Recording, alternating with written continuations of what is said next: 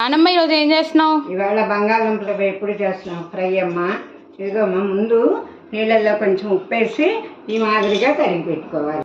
బాండీలో నూనె వేసి నీళ్ళతో పాటుగానే ఇట్లా ముక్కలు వేసుకోవాలమ్మా. ఒక 5 నిమిషాల పాటు ఇలా మూత పెట్టి మగ్గనిచ్చాక తర్వాత తీసుకొని కలిపితే ఫ్రై బాగా వస్తుంది.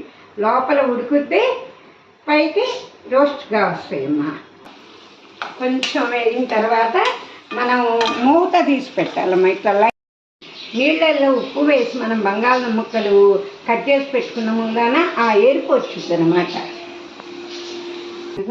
కొంచెం సాల్ట్, వెల్లుల్లిపాయ కారం అమ్మ, లైట్ కారం మన రుచికి తగ్గట్టు వేసుకోండి.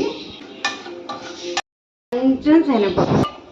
ఇప్పుడు పొయ్యి పెట్టేయటం, ముక్కలు పొడి పొడిగా వస్తాయి అన్నమాట.